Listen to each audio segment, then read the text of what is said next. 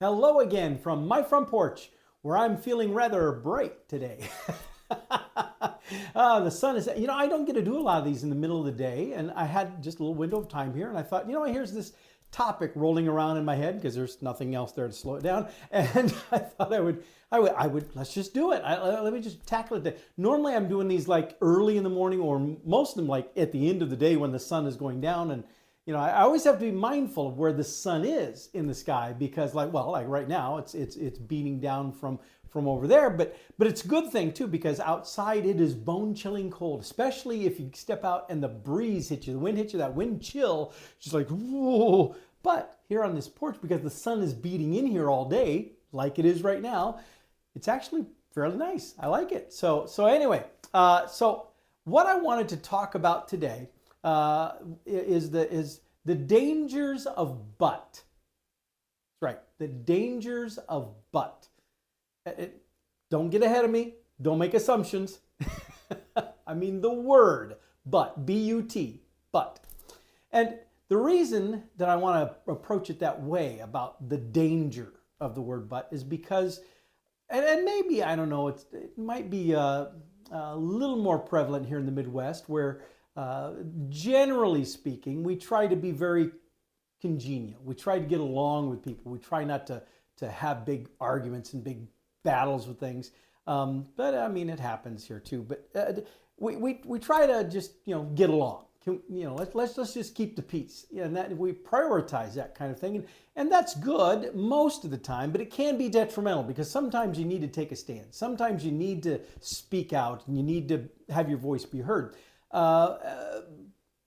But what happens is we use that word as a fail-safe. So for example, oh yeah, I don't support that. No, I don't support that. But no, I don't like that. I don't like that politician. But oh no, I would never do that. But I don't think this should be legal, but, and we use that as sort of the fail-safe that, okay, I'm gonna say this is what I think, but I'm gonna give myself a little protection. I'm gonna give myself a little hedge so that I can say what I think, but I'm giving myself this buffer in case you don't like what I'm saying, and then we don't have a fight, we don't have an argument. Yeah, but when you say it that way, the second part of what you say waters down and knocks the legs out from what you just said. I've been guilty of doing it myself, and not even like in serious, topical current event conversations. I've even talked about it like for example, the actor Tom Arnold. I'm not a fan of his. I really don't care for pretty much anything that I've seen him in. But I do like him in the movie True Lies. I think he and Arnold Schwarzenegger make a really interesting team, and I think he does a great job, and I love watching that movie, and I think his character in that movie is really entertaining. Does that mean that because I like him in that movie, I want to watch him in everything else that he does? No. So that's an example of where I would use that word, and it would make sense.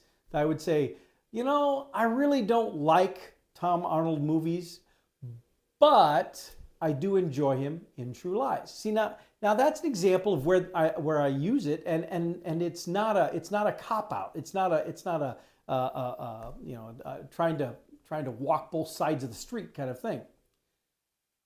So let's come back to what's going on right now. We've got ICE has now 2 people in Minneapolis have died because of ICE agents.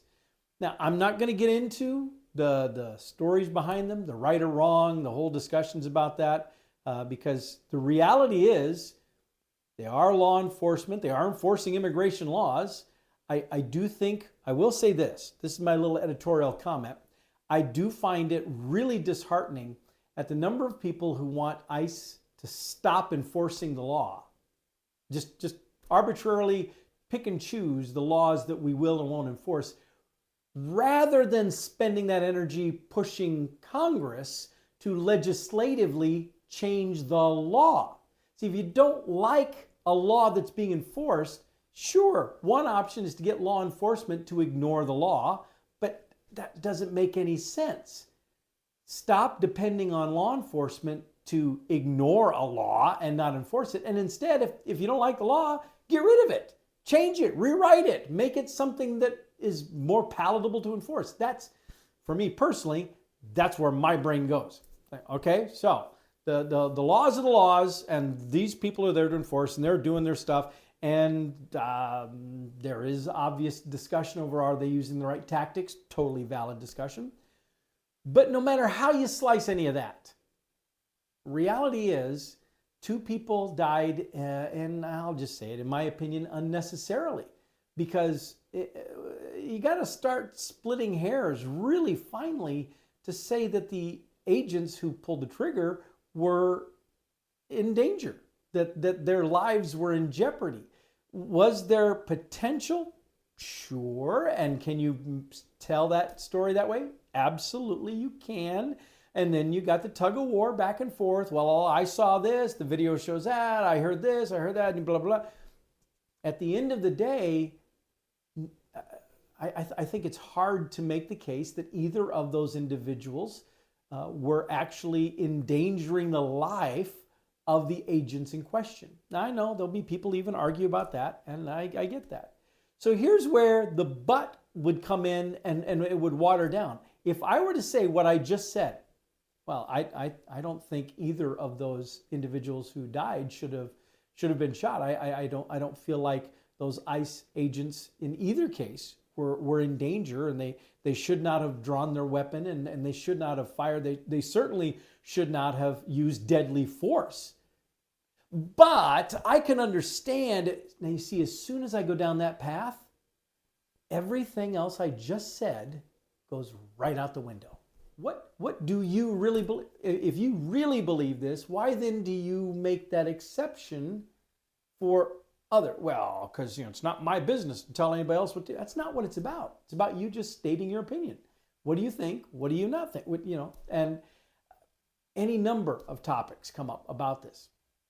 And so this just was really, because I've seen this in quotes, I've seen this in interviews now, I've read this in articles about the stuff in Minnesota. Yes, that is what is inspired my focus on this, but it's not limited to that. Like, I just used it as an entertainment example. The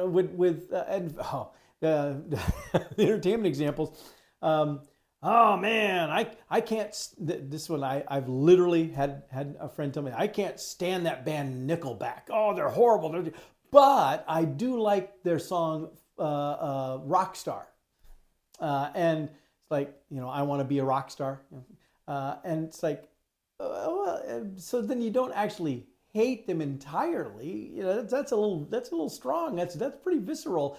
Here you are admitting you actually enjoy one of their songs. And I'll bet if you listen to more of them, you would find similar enjoyment of some other. Now, they're probably never going to be your favorite band, but I'll bet you like more than just that one song if you actually like that one song. There's something about that band. However, the but has been invoked. I can't stand Nickelback, but I like this one song. Okay, so you're telling me you actually don't stand behind your initial statement, because if you absolutely can't stand them, you don't like any of their songs. See what I'm saying? So there are times when I think, okay, yeah, it makes sense to do that. But there are a lot of times where I feel like we use that as our escape hatch to be able to, well, I'm going to state my opinion. This is what I believe. But if you don't like it, don't get upset with me. Don't get in an argument with me because, well, it's just my opinion. That's all it is. Of course, it's just your opinion. Everybody is entitled to an opinion. Everybody is entitled to have their thoughts, what they want. But see, here's what makes America, or supposed to make America, great. That First Amendment freedom of speech that you hear touted so much about, the whole point of that is that we as Americans are able to stand up and say, here is my opinion. I say, here's what I think. Person next to me says what they think. Person over here says what they think. Everybody's saying what they think. And then you find the other people who agree with the point of view you think, and together you come together and you try to make things happen. But what too often happens in our world today is that people, instead of forming an opinion myself, we first form the groups and then we do what the group tells us to, or the political party. See, I'm not a big fan of that either. So, not but, so I encourage you to be mindful of this. Be aware. Don't fall into that trap. Decide what you actually believe and then stand on it. Don't fall back on your butt. See what I did there? All right, with that, I'm going to let y'all go, and I'll see you next time from my front porch.